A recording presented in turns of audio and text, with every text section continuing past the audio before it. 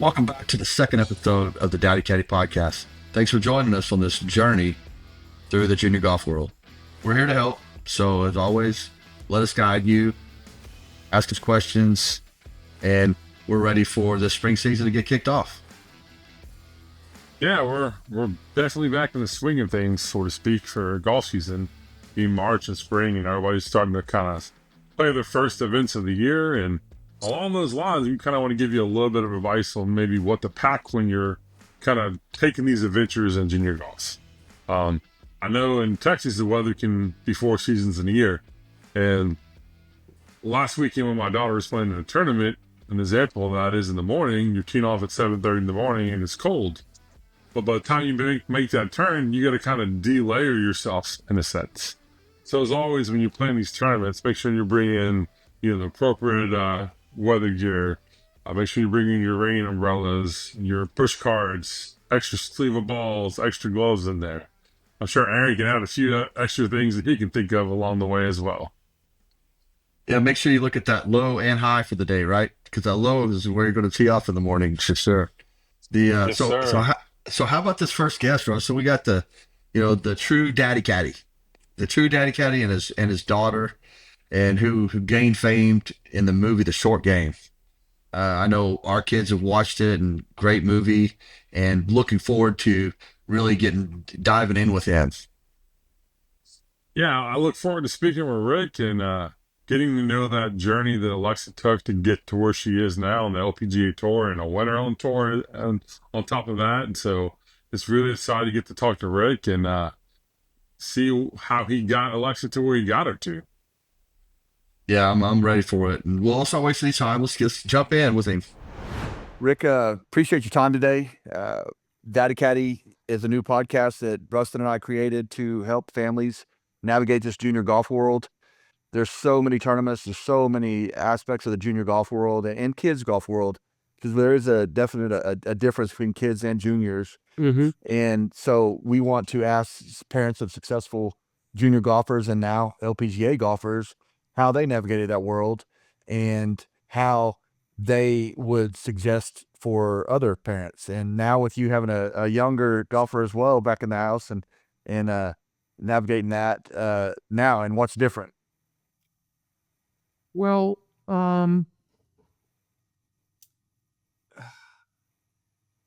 the most fun time you're going to have with your child is ages from when they begin, say age 5 to about age 12.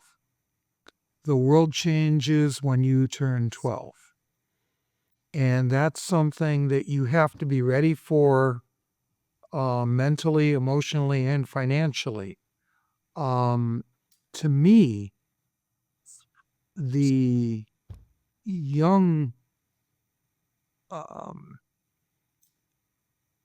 environment, U.S. kids in particular, is fantastic. You look at that organization and it's started by Dan Van Horn, you got Chris Vonderkal, you got Corey Floyd. All those people have been there for 20 years, right? That entire administration has not changed.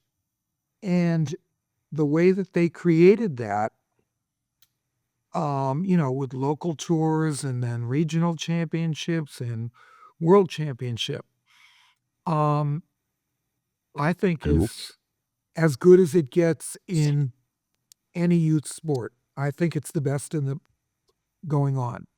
You combine that with Augusta National bringing in the drive, chip, and putt, and boy, for any kid that has interest, I can't think of a better environment. Yeah, I think I agree. Yeah. Our experience with you as kids has always been very positive. I think we were blessed in Austin to have a great local tour director Yep. who would always try to push the boundaries of the yardages to make it more challenging so kids would be more prepared for worlds and states and regionals and stuff like that. So Yep. I've always loved you as kids as there's no other better youth organization from my experience, and with my daughter and stuff like that playing it, we had some of the most positive experiences out there that we possibly could have. Well, it's something I always did right from the beginning when Alexa started playing was I remember her first local tour event. She was 5. She'd only been playing golf for 2 weeks. And I remember driving to the course and I said, look, when we walk on the course, I'm going to be caddying for you, but I'm not your father anymore. I'm your teammate. And to this day, caddying on the LPGA tour, yeah, she still calls me dad, but I'm her teammate. I'm her coach. I'm her psychiatrist. I'm a travel agent. I do a lot. Travel agent, I love it. Yeah. Trust me, when I hang up with you guys today, I'm going to be doing flights from Singapore back here. Wow. They're about a month and a half away. Oh yeah. So that's interesting. Logistics, obviously, of the professional golf world is totally different than the junior golf world. But Yeah. when you started her at 5 years old, I read quite a bit about her just taking an interest in golf. And then how did you start her? I didn't start her. Really? Okay. We lived on, it's no longer, but we lived on Sherbrooke Country Club in Lake Worth. I bought that house before she was born because it, was almost 2 acres of land. Wow. And we looked out the front yard and we saw the 15th green. We looked out the side of the house. We saw the 16th tee. At that time, I had Alexa. She was really good at softball. They just pitched it underhand. But when she came up to the plate, all the girls went to the outfield. And then I had her doing soccer, which all I ever told her was kick the ball as hard as you can. And then tennis, I liked tennis because of the footwork involved. So she was taking lessons. So at that time, I had a home office and she came in the office one day and I said, I just signed you up for another softball league. And she looked at me and she goes, I don't want to play softball. And I said, why? And she goes, it's boring. And I said, okay, then we'll do tennis and soccer. She goes, no, I don't want to do those either. I want to play golf. And the way that came about is every day, when I came home from work, I would take her for a walk out on the golf course and, she'd get into trouble running through bunkers and stuff. But she always saw 2 teenage boys playing every day going by the house. And that was Brooks Koepka and his brother Chase Koepka, okay, who live right down the street from us. So my instructor at the time was Bob Toski. And I'd been with him, gone till that point, over 15 years. So I went to the course and I said, look, my daughter wants to start playing golf. I go, I wasn't planning on this. What do you think? And he said, bring her out tomorrow to see me and I want to talk to her. Now Bob Toski now is 98 years old. And to this day still calls every month checking on Alexa. So when I went to the course, I don't know if you guys had heard, but his nickname was the Mighty Mouse. And we all called him the Mouse. So I asked people, where's the mouse? They said he's on the back of the range. I bring Alexa out and he looked at me and he goes, let me sit and talk to her for about a half hour. And then you come out and I'm going to give her her first swing lesson because she'd never touched a club. Oh my goodness.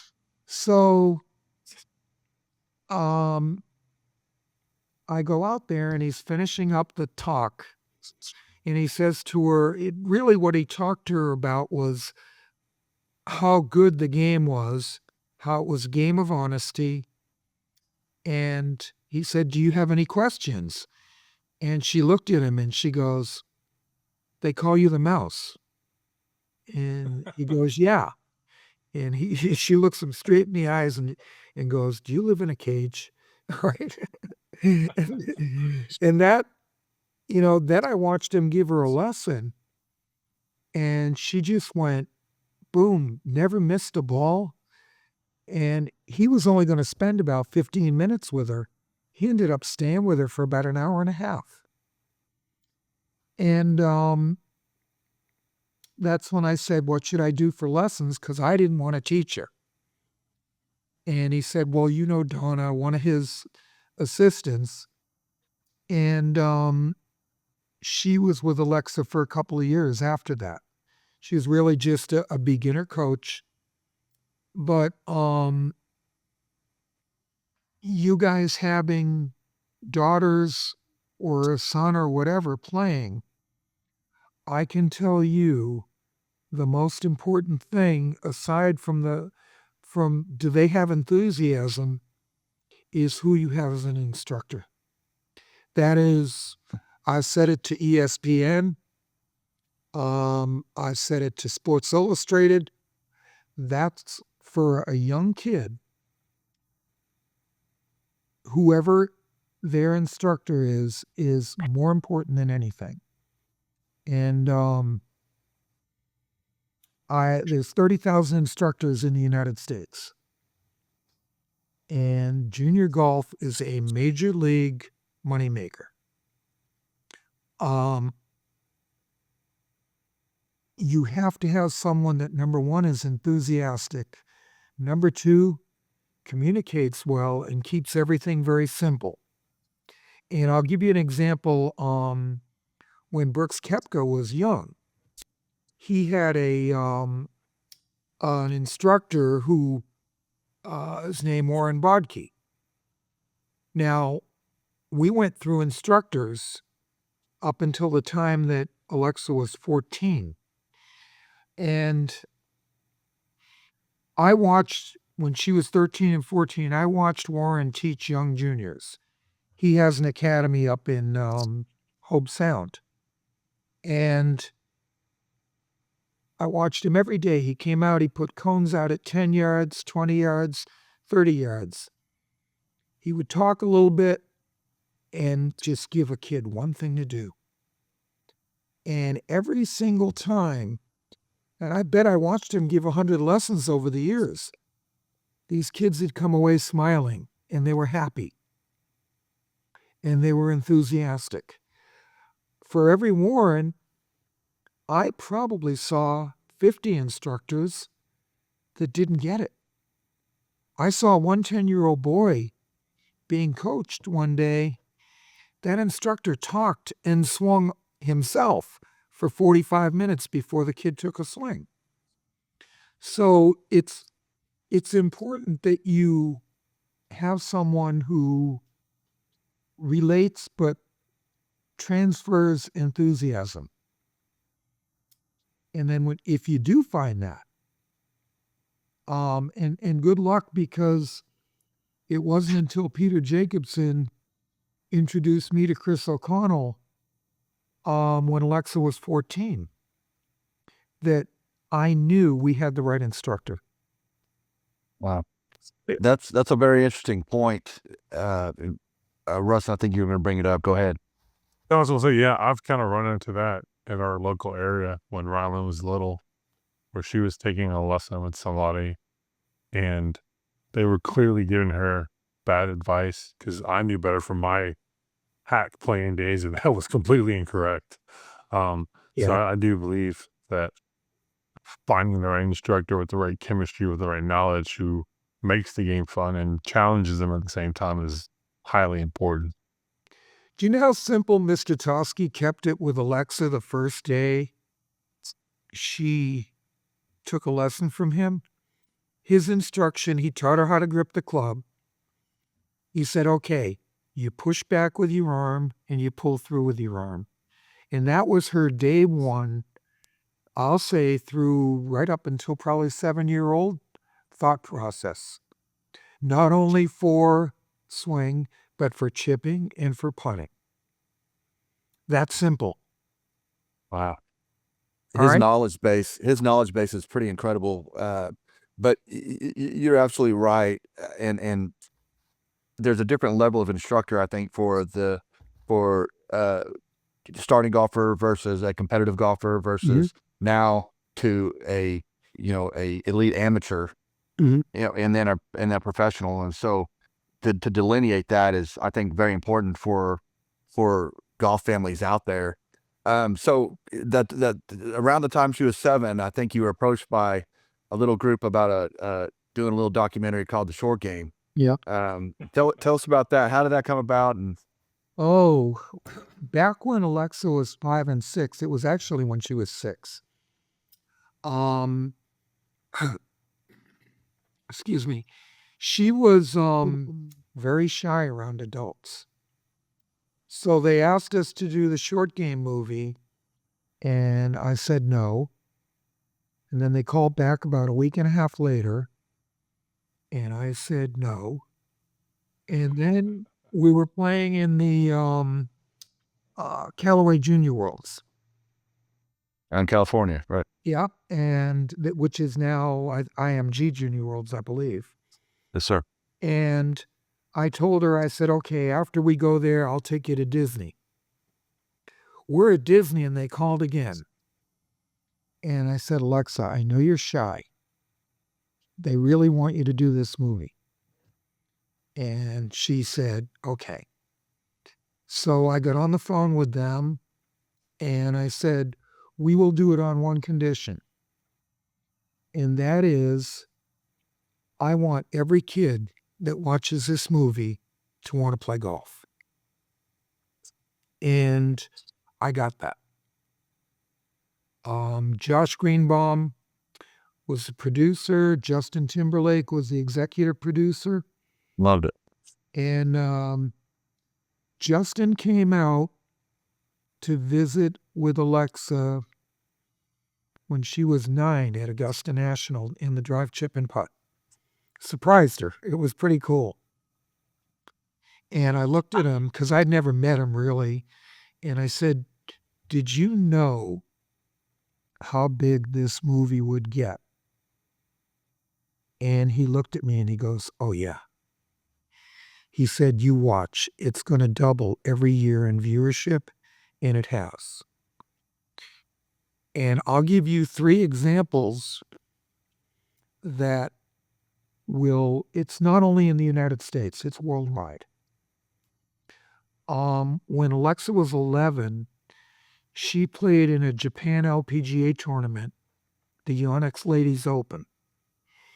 Youngest player ever to play in that pro LPGA tournament. A little girl was 4 years old, took a train ride for 3 hours to come and watch Alexa play. Oh. All right. Wow. There were 7,500 people on the first tee watching her tee off. And afterwards, we took pictures with the little girl. We talked to them for a while. Their parents spoke English. 5 years later, Alexa got an Instagram with that picture that they took when the girl was 4. And the girl said, I'm at PGA National playing in a regional championship. And Alexa sent a text back and she goes, I'm coming out tomorrow to do a practice round with you. That was story number 1. I think I know who you're talking about. I think I've seen that. Yeah. These stories get better. Last year, we're in Malaysia. And she was paired in the final round with Austin Kim and one other player. I forget who it was. They go into scoring. And they walk out of scoring, and there's the autograph line. Hundreds and hundreds and hundreds of kids all at once started screaming, Alexa, Alexa. And it was like Taylor Swift just walked on the golf course. And it was so big that Exactly. the LPGA players took out their cameras and they were videoing it. because they'd never seen anything like it. But by far the best story to me, and I have a picture of this, was 2 years ago in Saudi Arabia. We were playing over by the Red Sea, and most of the women were wearing, no, all the women were wearing traditional garbs, the robes, the veils, everything. And there was one girl standing near the practice green that was dressed like a golfer. And she came up to us and she introduced herself, a 15-year-old girl. She said, "I saw you in the Short Game movie and I wanted to do that." And she explained to us that there wasn't a golf course within 2 hours of her house. So she taught herself how to play in her front yard. And she'd gotten good enough that she wanted to come to college and play in the United States. Now think about that for a minute, all right? Where you take off your robe over there and cross state lines, it's not pretty. And No, then sir. we walked into the learning center at Riyadh Country Club. And I was just walking in to use the restroom because we're warming up on the tee. This is Riyadh, Saudi Arabia. And Alexa's picture is on the wall wearing a short skirt swinging a golf club. Okay. Wow. That's how big that movie is. And launched Alexa's brand. Every Wow. single day we play on the LPGA tour. If we're staying in a hotel, I shower first.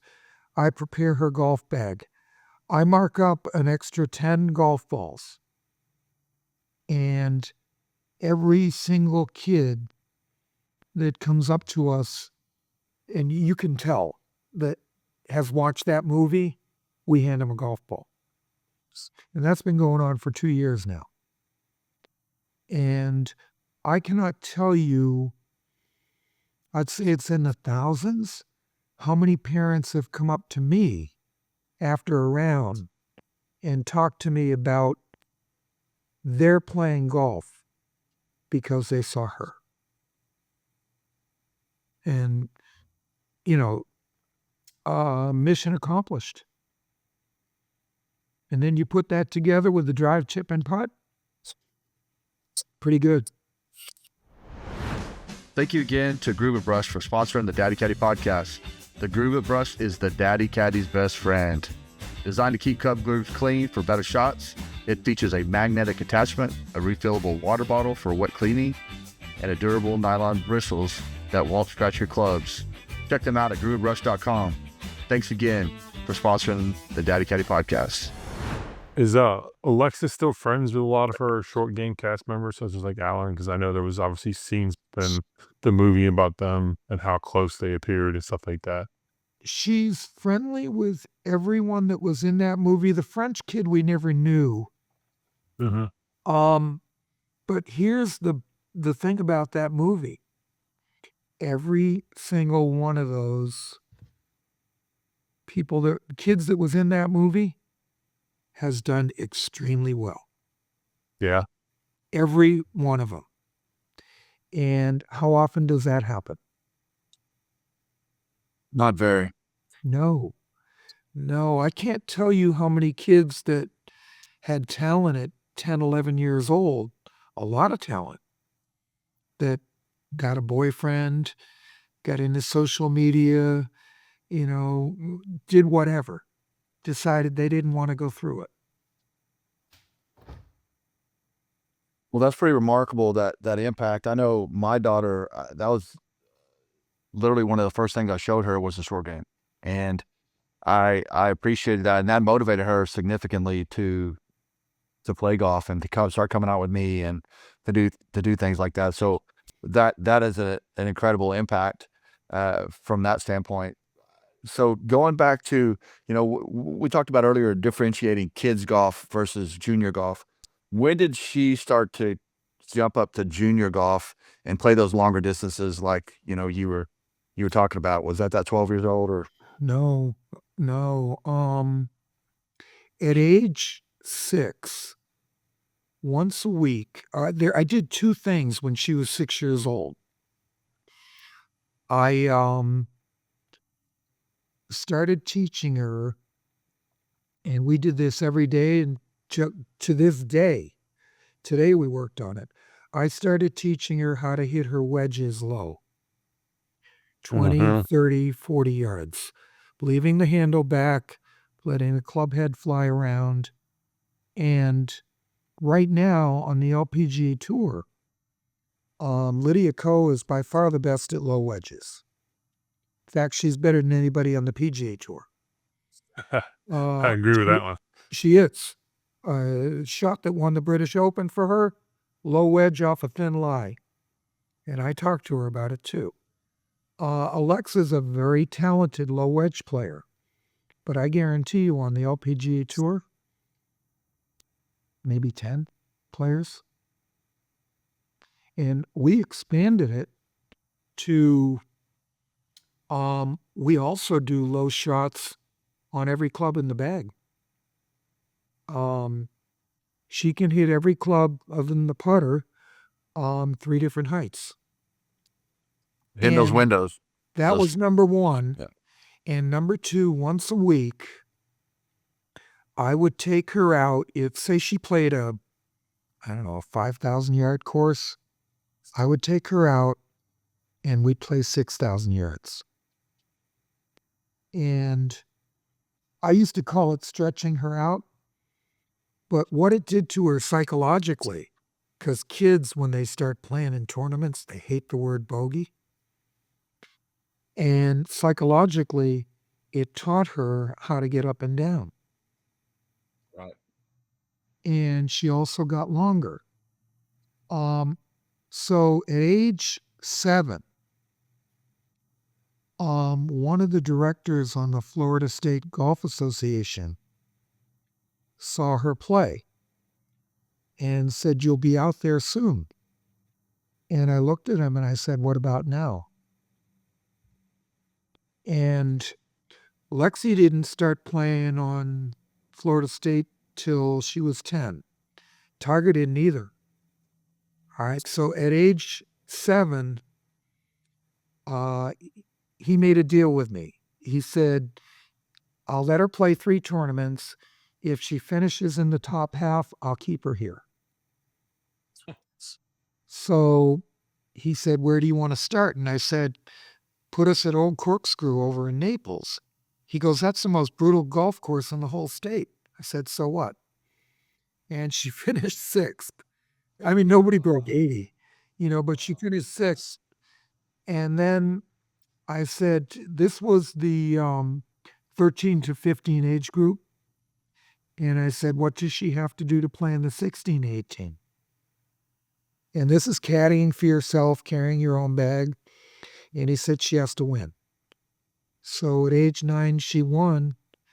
And then she's playing all of that. And by 10, she started qualifying for USGA championships. What a progression. What a progression. There's What in the good part is the golf part. The bad part is when you're 10 years old, 16 to 18-year-old girls do not like getting beat by a midget. All right? And they will do and say anything to not have that happen. So you got to be real careful and watch who's saying what to her. Because parents are not allowed to talk. When you get to that age, you're not allowed to talk to the player. But fortunately for me, if anybody said anything bad to her, like, talking about drinking with their boyfriend or whatever, Alexa would say it to me, and I'd go to the parents, and it was not good. what was going kind of back a little bit, what was Alexa's practice schedule typically like when she was what I'll label as like kids golf, or when she was in the U.S. kids circuit, versus how that progressed as she got older into more of the junior circuit? Like, how many hours a day did she spend? What did she work on? Like, so you can kind of go into a little bit about what her practice regiment was. Yeah, unbelievably, it's no different than it is today on the LPGA. We'd go out and do swing. One day we'd do odd clubs. The next day we'd do even. Then we'd go putt. And then we'd chip. And then we'd work on the wedge game, the 40 yards, 50 yards, whatever it may be. Still do that. Time, she was in school back then. And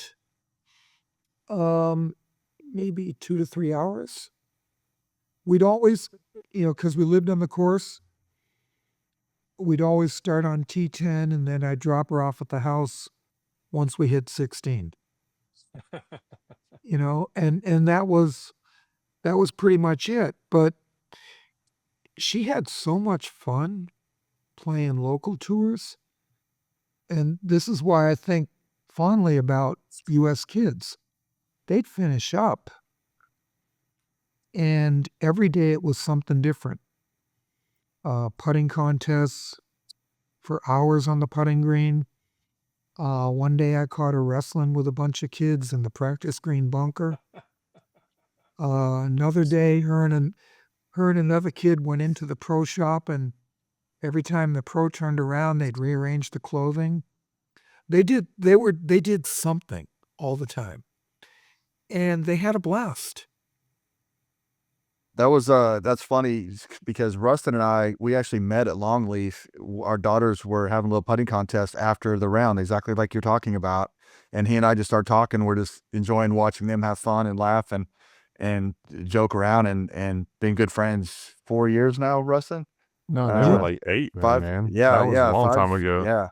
Yeah, man, time flies. I know you know that, Rick. Time flies. Oh, trust me, guys. When they hit 13 at 12, 13, it's a different set of circumstances. When they hit 20, it changes again. Right.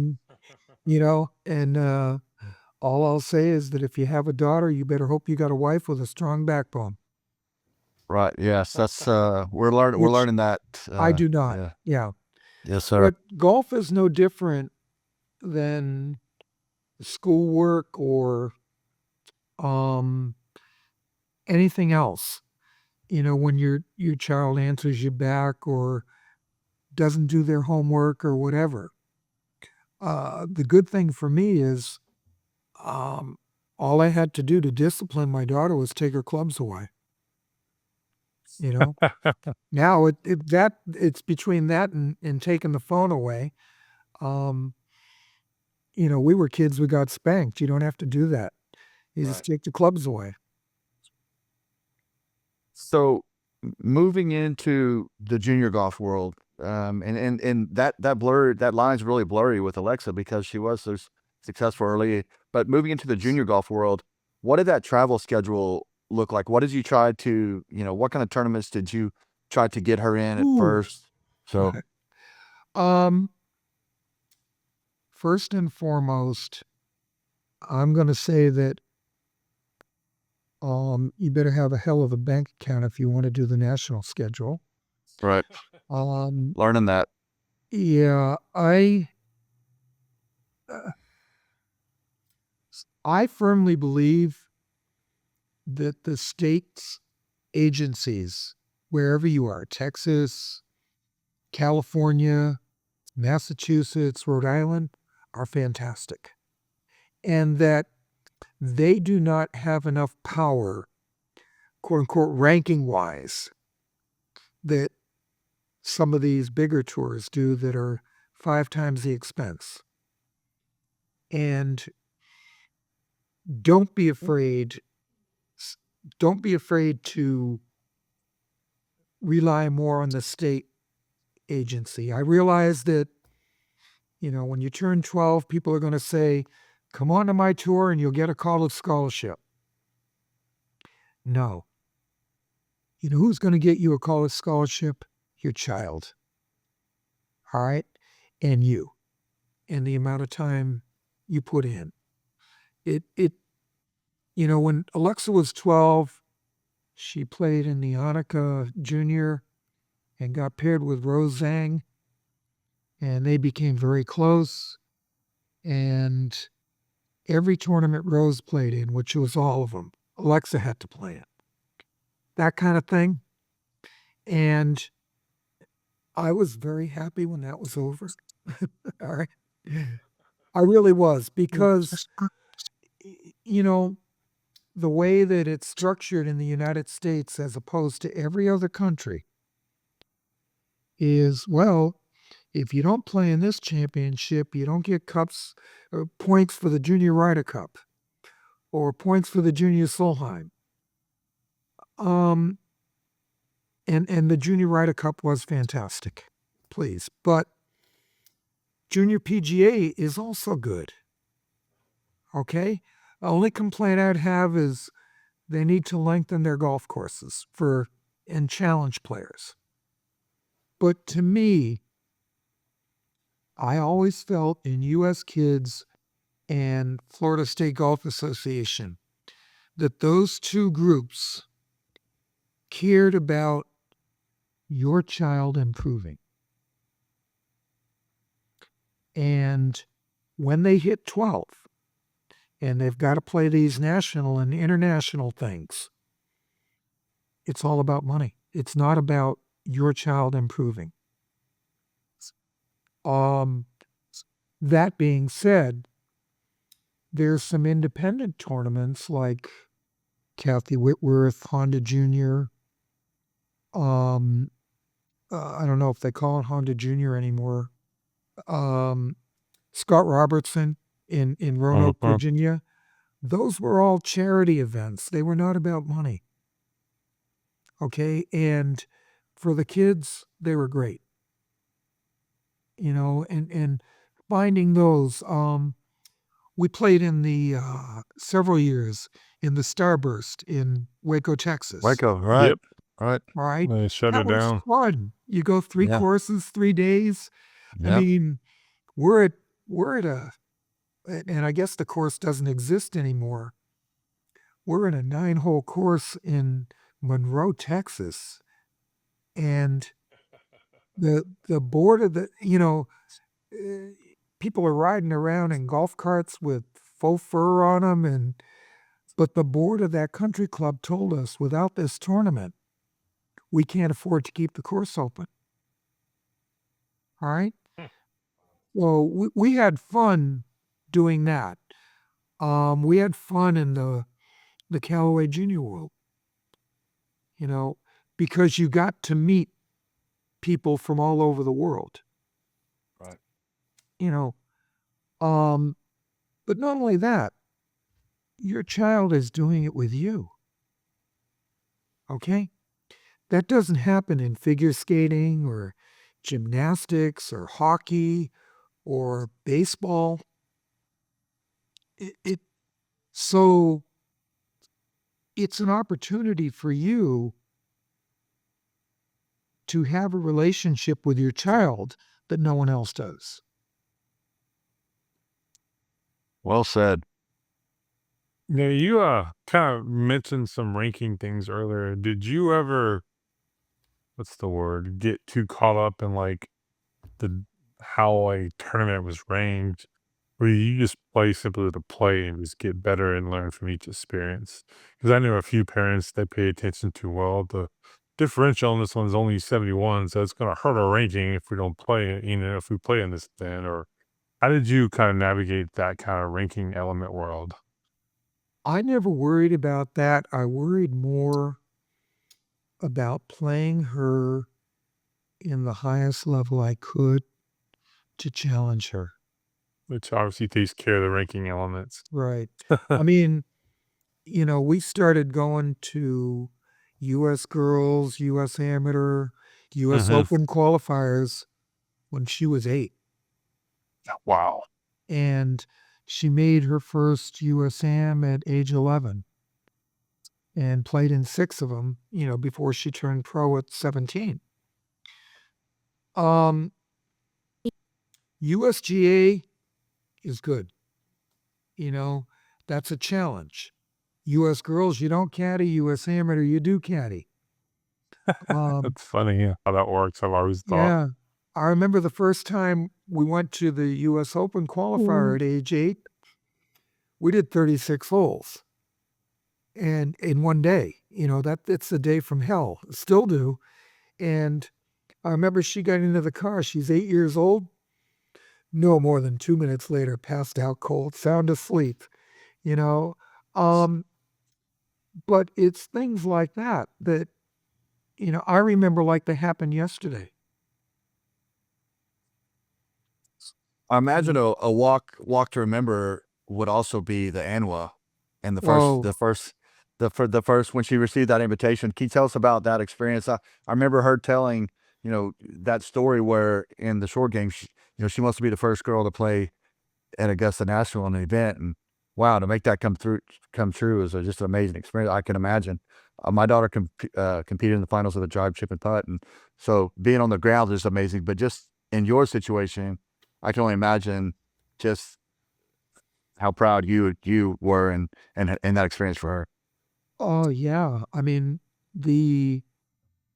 she was 14 and they have the world rankings, which between you, me, and the wall favor every country but the United States. And I remember her. We had 2 tournaments in December. And the Dixie Amateur, I told her, I said, if you win that, there's a chance you get into Augusta. And she ended up winning on the final hole. And the invitation came second week in January. And the next day, I got a email from a law firm. And I said, oh, damn, what have I done now? And it was Chairman Fred Ridley. Oh, wow. Sent me an email and said, I've been watching Alexa since she was 7. And he said, this is so cool that we're able to have her at Augusta National. My goodness. And, when they go bury me someday, that'll be drive, chip, and putt and ANWA thing I'm proud of. My daughter grew up at Augusta National. Yeah. Wow. And do you remember, you were in the drive, chip, and putt, correct? Yeah, yes, sir. All right. Do you remember the Saturday night before the banquet, before the photos, you go in that conference room with JJ giving the speech? Yes. Third time we were there, I looked at JJ and I said, take a seat. I'll give the speech for you. I already know it. Oh, yeah. It was it was quite an experience. Rustin, you I think you had another question for Mr. Pano. In terms of Augusta, I mean, what did you do differently to even prepare for something like that? Just emotionally, golf skill wise, etc. I mean, putting on concrete outside.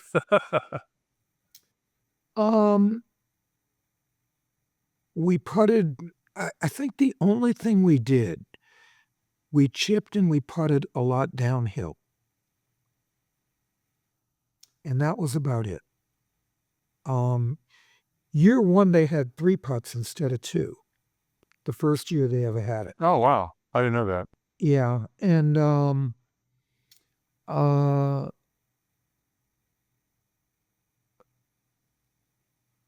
I know a lot of people try and prepare for the drive, chip, and putt, but what I would do with Alexa, and it was really funny. We'd be in a golf tournament driving by, and I'd drive by a cow pasture, and I'd pull the car off the side of the road. I'd hand her 2 range balls, and I'd say, "Okay, go hit your 2 drives."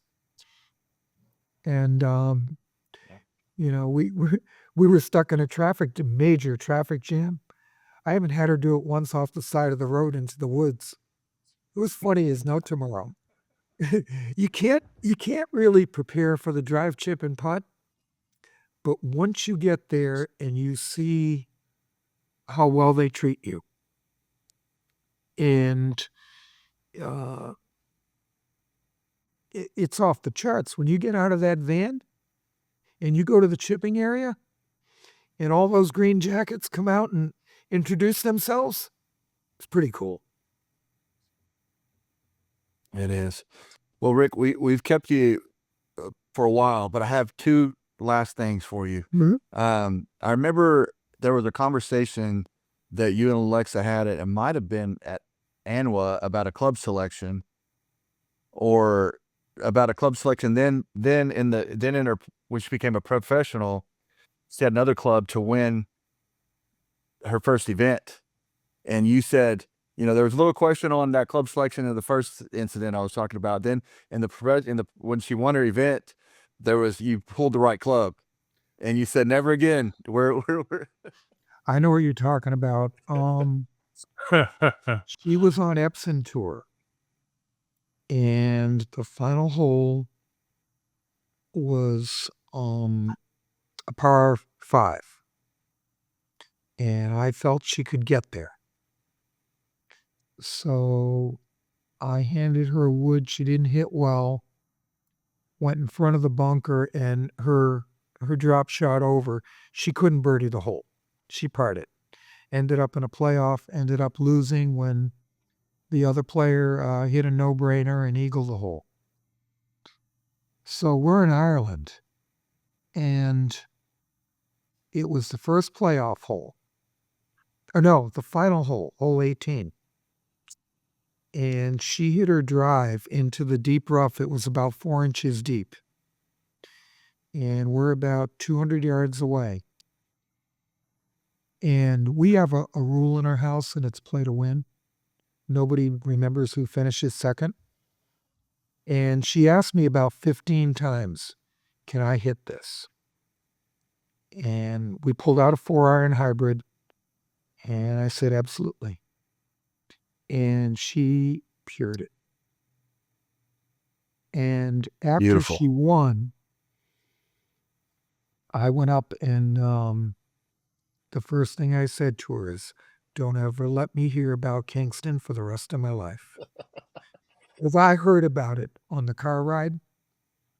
I heard about it, and the only way I got rid of her talking about that is that morning I had gotten a letter from Mr. Kraft and the New England Patriots stating that they wanted to sponsor Alexa. And I didn't tell her before the round. I told her on the car ride.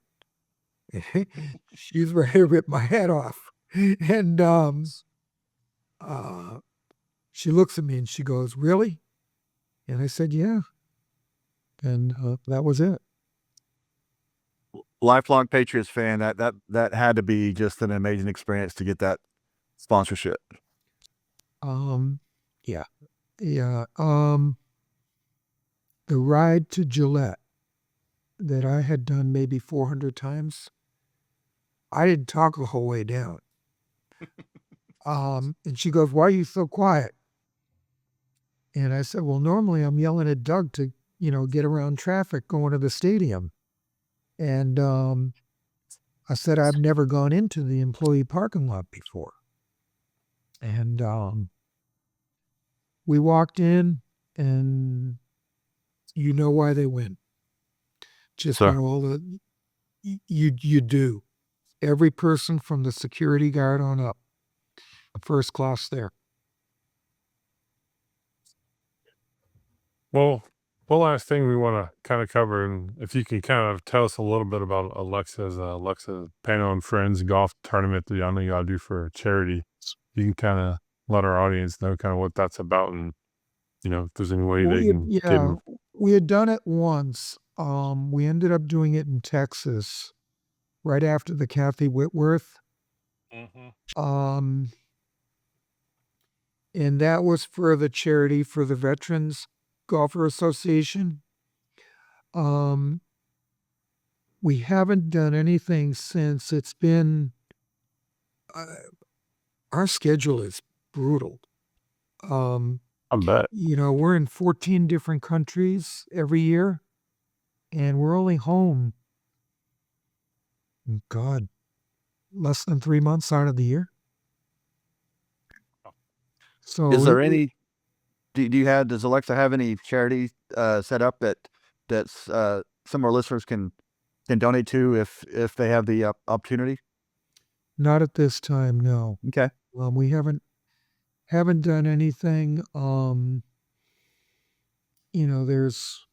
There's plenty of them out there. I have a friend on tour, Maria Fassi, has a really good one. And you can feel free to get people to donate to Maria's charity. She does she's a live wire. She does a fantastic job. She seemed like she would be, from just the way she dresses to the way she carries herself, to that she would, live up to that Latin flair that looks like she has. She's very cool. Her and I sit down and talk about football all the time. All right. Well, she got me turned on to Arkansas football and basketball. I was about to say Pig Suey, right? Yep. And that's the thing about being on the LPGA tour that I enjoy the most, is I get to know these players away from golf. What about their life? We're playing with Lydia Ko practice round, and she's talking to me about her husband and how they travel back and forth to see each other. And, Bailey Tardy talked me into next time we go to Saudi, riding a camel with her. Danny Holmquist flies a helicopter, and I'm going up with her. So, I have fun with that. Yes, sir. And guys, after all the work you put in, you got to have fun. Well, is there any last advice you would give before we let you go, that you would give to anybody caddying for their son or daughter? Keep it simple. Just keep it simple. And the older they get, the less you have to do. But whatever you believe in, and it goes far beyond the golf swing. I'm not a fan of anger on a golf course. All right. I said this even on the LPGA tour to my daughter. Anger is undefeated. Okay. Learn. All right. Here's the best advice I ever heard, and it came from Peter Jacobson. He said, when you hit a bad shot, whether it's in the woods or in a bunker or in heavy rough, he goes, instead of being upset about the shot, view it as an opportunity to show your opponents how good you are at getting up and down and fixing it. And I thought that was pretty cool. Great advice. Rick, thank you so much for your time. Hopefully, we can circle back around in due time and congratulate you and Alexa on another win, and best of luck this year to you and her, and I hope you enjoy that walk. I know we don't know how many more we have in us, but I know that I can only imagine how exciting it is to walk along with her in every tournament. And good luck to you guys. Thank you, and I appreciate it, and I wish you guys luck. Yes, sir. Thank you so much.